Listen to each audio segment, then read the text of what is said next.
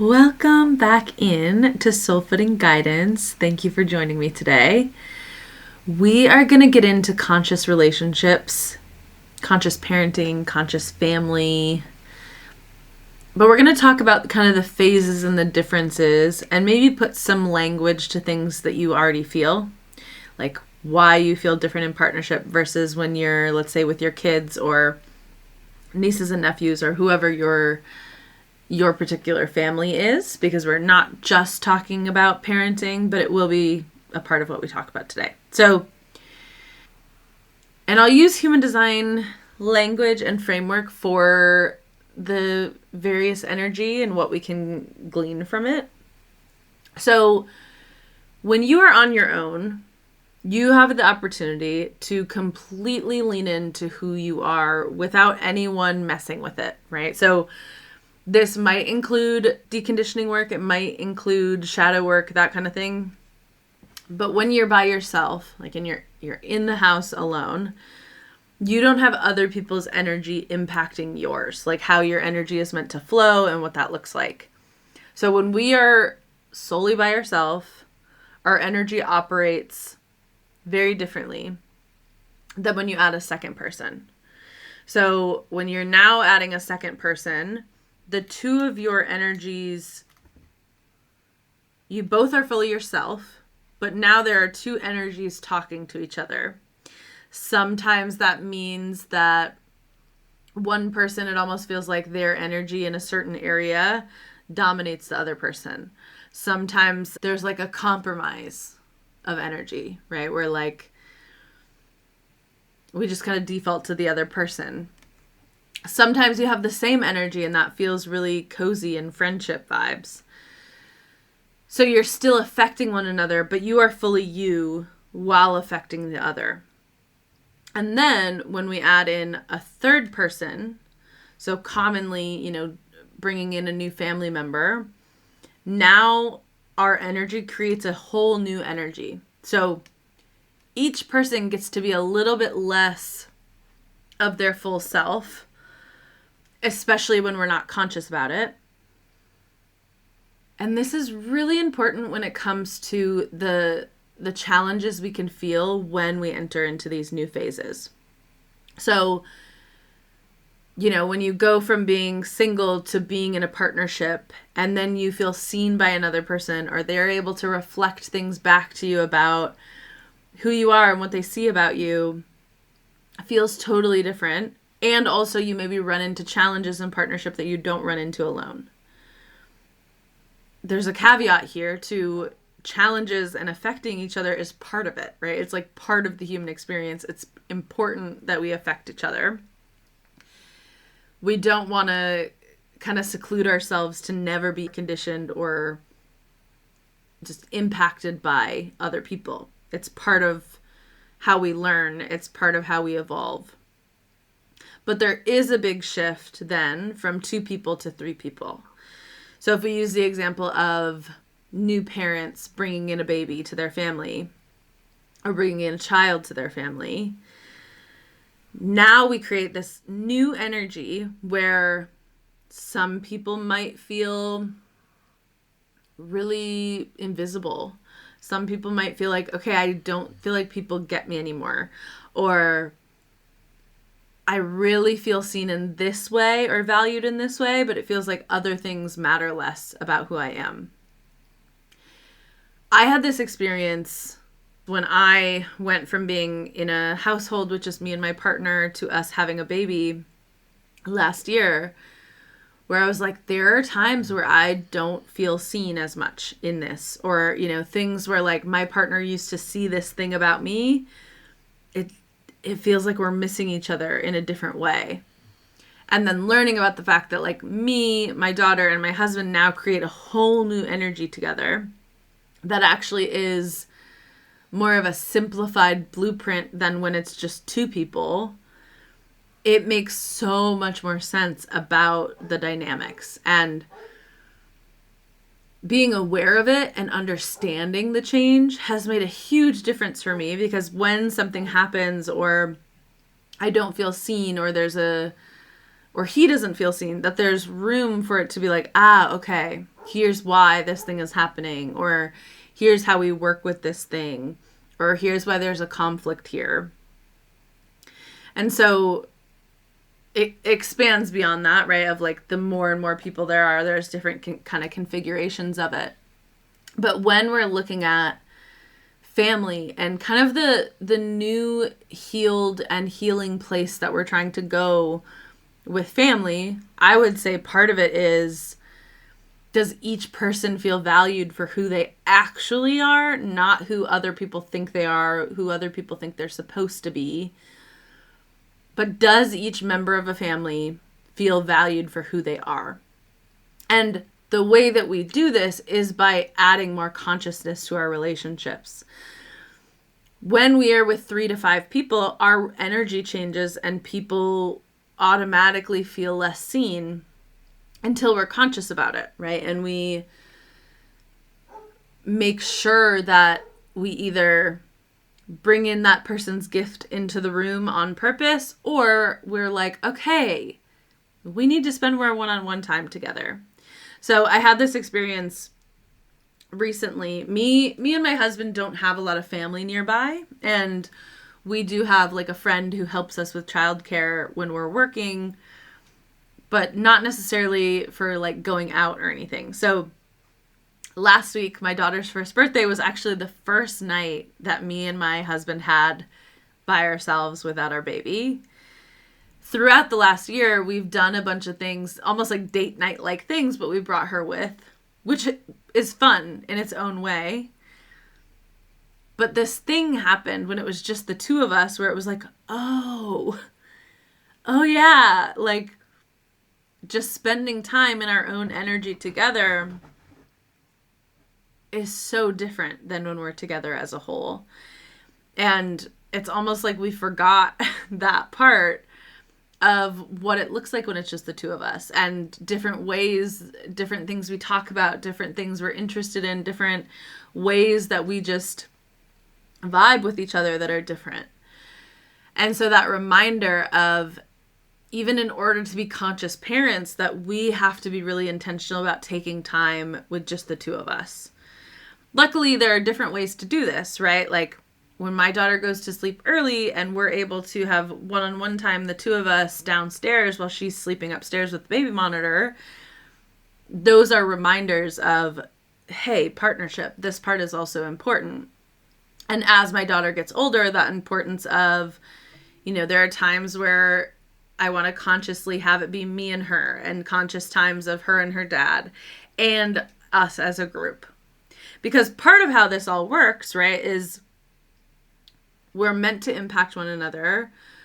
We are meant to feel these things in our family system. We are meant to work toward and navigate these dynamics. They make us more human, and they make life more meaningful and full of experiences, right? If you never had a relationship, or you never had a relationship struggle, I can speak for myself, like, that's a pretty boring life. Most of the stories I have, or the things that are crazy that happen, someone else is involved, and I get to share in that with them, whether it was challenging or not. Like a past relationship that was really rough and really rocky, I still look back on with fondness because it taught me so much about myself. And I entered into it knowing that it was the right thing for me to experience at that time, even if what was happening was really hard. And it was a huge part of how I have grown and evolved to even enter into this partnership that I'm in, that is conscious and more aligned. So all that to say, I want to make sure we're not trying to avoid certain family dynamics or trying to shy away from the fact that our energy changes with these groups. It's more embracing and noticing and gaining awareness around really who we actually are on our own, so that as we go into these group dynamics, as we go into partnership, we're really able to notice where the other person's energy impacts us. So I'll use another example. in human design, so my husband, there's a channel. It's gate 15 and gate 5. It creates a channel. So he has that channel in his chart. And anytime people have that one, really notable. I would pay attention to that one. So he has that channel and I have gate 5. And anytime one person has the whole channel and the other person has just half of it, you just have a gate and the other person has both of them, 2 gates that make a channel, his energy actually trumps mine in that spot. I am actually meant to surrender to him in that area. So the channel that he has, the 15 to 5, is all about this deep flow with universal timing, with leaving the house at the exact right time to avoid an accident, or just knowing like, hey, people aren't really there anyway, so I'll go here at this time. And it's not even a thought, right? This is an intuitive way of experiencing time and moving in flow. And I have gate 5, which is not that. Gate 5 is this structured ritual way of doing things.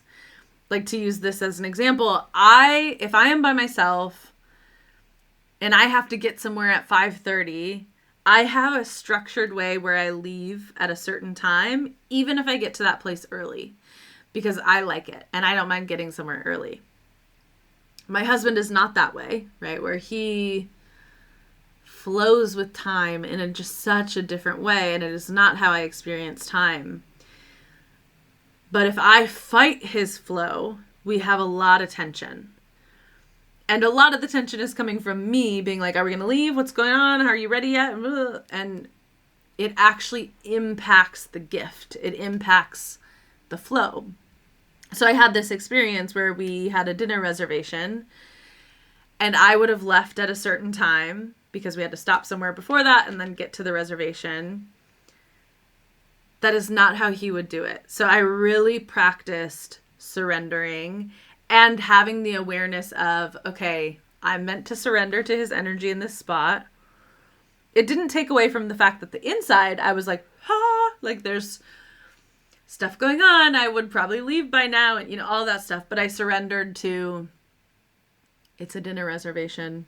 If we don't make it, we don't make it. We go to this restaurant a different time. Like, really taking the seriousness out of it that my body senses it with. And moving it to surrender of, we make it, we make it. We don't make it, we don't make it. But I'm going to surrender to his way of doing it. I don't know how it happened. But we left way later than I ever thought we'd be able to make it.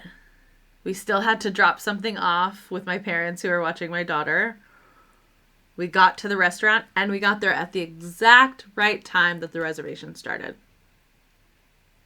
And I still don't know how. Like, it feels like time bent for us to make this happen. And it was just in those moments where it's like the awareness and my practice on, okay, here are the mechanics. He has this full channel. And I'm meant to surrender to his flow in this specific spot. What happens when I do? What happens when I work really hard? Not that I'm changing who I am, because when I'm by myself, I'm not going to flow like him. And I'm going to leave at the time I would leave. And it works for me. So when I'm on my own, I get to keep doing that. And when I'm with him, I get to practice this new thing. And for me, it's so much a practice of patience and surrender and trust. And he brings that out in me, right? He brings out this quality or helps me evolve into this quality that I have interest in evolving into. I'm still going to do it how I do it when I'm by myself. I'm probably still going to do it if it's just me and my daughter going to somewhere. Actually, I could say, like, I take her to this baby music class. We're always early, and I love that, right? I get there at a certain time. I leave at a certain time. It works for us. When he's there, we flow with it. And usually what happens is, like, if we're late, everyone was late, and it started at the time he gets there anyway. And we've been together for, like, 4 years now, and I am still working on surrendering to this spot. And all that to say,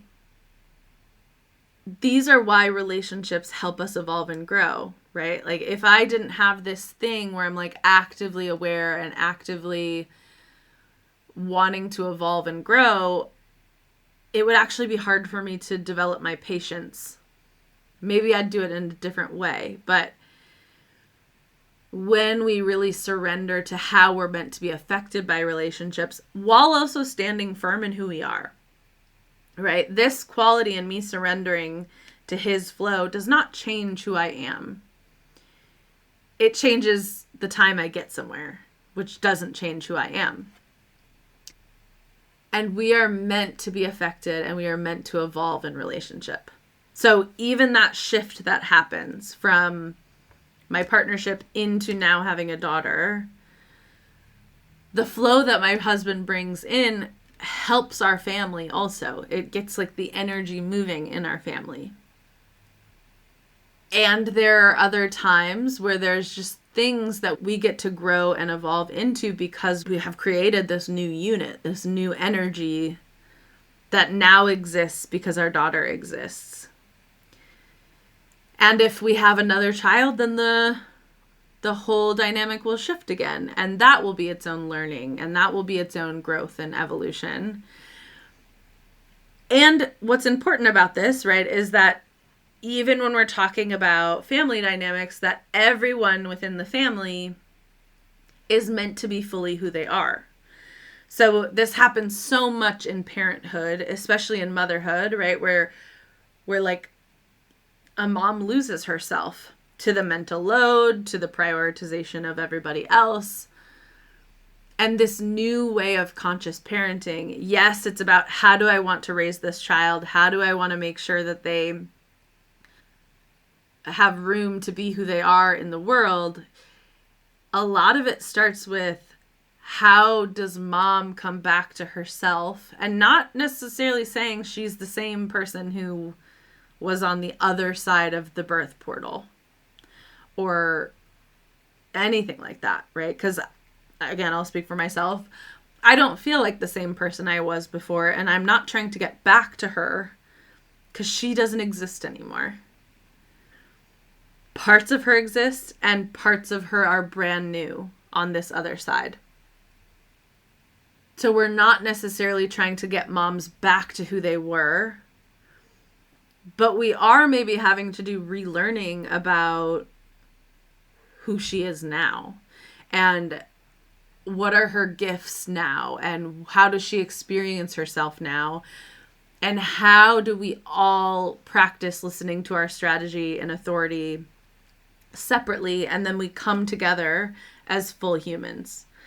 How old conditioning has worked is that when you move into a family energy, like the individual is lost and you're in the family dynamic, and it oversimplifies energy. And that is part of why so many of us have felt either like the black sheep or invisible or only parts of me are allowed to show up.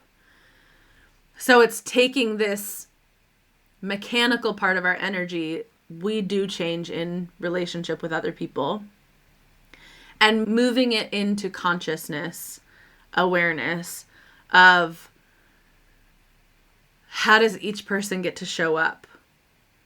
Even if one person has kind of like alpha energy, how do they lead from a aligned place and not a bulldozing everyone else place or trying to pull rank place, and they move into a how do I support the whole place? So there are a lot of different ways that conscious relationships, conscious family planning, and conscious parenting come into the mix. And we're navigating a lot of different dynamics at the same time. But I have found the more that we allow ourselves to hold those, like the more that I hold that I am different when I am home alone, which rarely happens now, and I am different when I am with my daughter. I am different when it's just me and my husband. They have their own relationship and impact each other differently. And then when we are all together, we experience something totally new, totally different, that I really feel is really important in understanding the postpartum experience and navigating this new thing. It doesn't really work when we hold it as how it always has been, because me and my partner's relationship is not the same anymore. It can be the same when we get time alone and it's just the two of us and we have a certain playfulness or lightheartedness together, and there's room for that. But if we, when my daughter is in the room, expect each other to be exactly the same and to feel exactly the same and to have the same amount of feeling seen in the ways that we do when it's just the two of us, it often leads to a lot of blame and shame and fear of like, what did I sign up for? What is this? Versus when we're understanding, oh, here's some of the things that have changed. And here are the ways that we work with that. And here are the ways that we support each other. Part of how my husband supports me is making sure that I have time that is my own. And I have time where I'm not needed every moment. And I get to tune into who I am fully on my own. Which is really important since I do very client-facing. I work with people one-on-one during the weekdays. And so like needing time that is not parenting, partnership, or work time is a way that I am supported. And there are so many different ways, right? Like, for example, and we'll go way more into detail about some of these energy dynamics of the group in the future, but when we hold that, let's say my daughter feels a certain type of invisibility in a group dynamic, any group dynamic she's in, 3 to 5 people. When I'm conscious of that, I'm able to go, you know what? I need to make sure she has alone time with me. And I need to make sure she has alone time with her dad. So she feels fully seen by us because we impact her energy different and she gets to feel into herself in a different way when it's just one or the other of us. And then there are other ways that she most likely feels more seen in a group in different ways. Like she is a leader in our group dynamic in certain ways. So all of these dynamics are just so important. And I know a lot of people are feeling the call to move more towards conscious relationship. And it's a huge part of breaking generational cycles and patterns because we're coming from generations that didn't have awareness and did kind of follow through with the conditioning that they were raised with, where now we're in a place where it's like, hey, actually, things get to feel different and people get to feel more whole and seen, and we can do both. We can have individuals feel whole and relationships that feel flourishing without people in the dynamic having to appease or people please or dim their light to fit into the whole. And it's exciting that we even can move into this different place because what we're going to find is more love and more room to decrease shame. And the more love and the less shame that we have, the better we all are for it. How beautiful it's going to be when people from birth feel like they can be fully themselves without having to hide parts of themselves away that don't feel acceptable. And how they will be more loved in the unconditional way that we are really designed to be loved by our caregivers.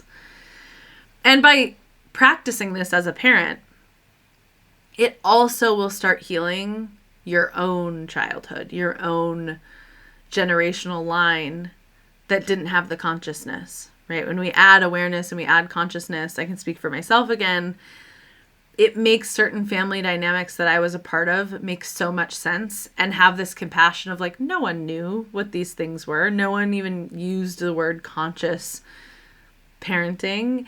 And now I get to.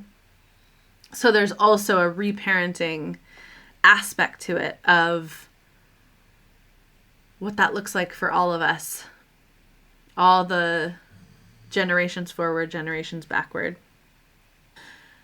And we'll go way more into this. This is work that I do with people one-on-one. There'll be group work coming in the future around conscious family, conscious parenting, even group dynamics in businesses, that kind of thing. Because this is a really big mission on my heart to have this opening of being able to be fully ourselves and show up as in the relationships in a way that we really feel called to. And I know I'm not alone in that calling. So follow along for more. If you can subscribe to this, that would be great. Then you get more videos and you get them updated as soon as they drop.